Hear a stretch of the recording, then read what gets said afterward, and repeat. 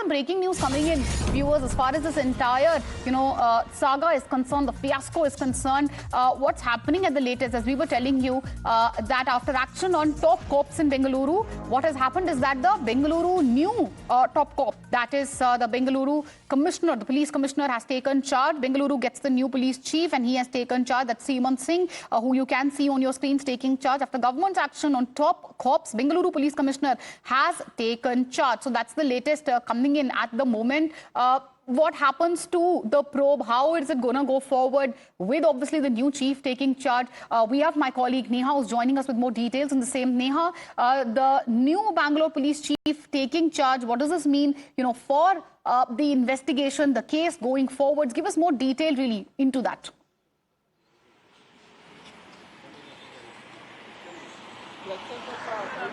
Well, that's right. Even as you have now, senior IPS officer Dayananda there being suspended, the Bengaluru, of course, city on the whole is going to be now seeing a new police commissioner. In fact, Seemanth Singh, very senior IPS officer from 96 batch, would now be taking charge of Bengaluru city.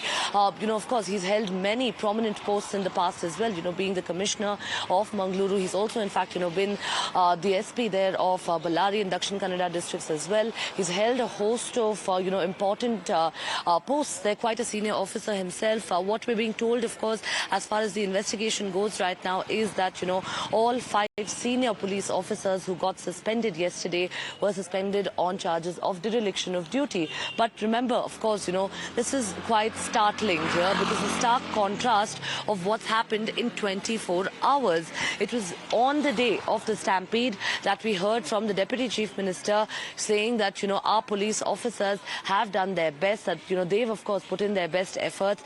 But 24 hours later, the same police officers that he was referring to have now been suspended. There's also, in fact, very concerning fact here, wherein earlier, while speaking to us on the day of the Stampede, the Deputy Chief Minister had mentioned that about 5,000 police personnel were deployed.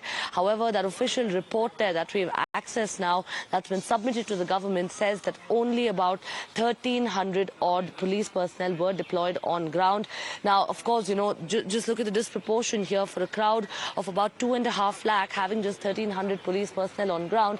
Understandably so, even against the police's advice, to, of course, host or to, of course, have this particular event here, the victory parade, the government still went ahead and now they've been made.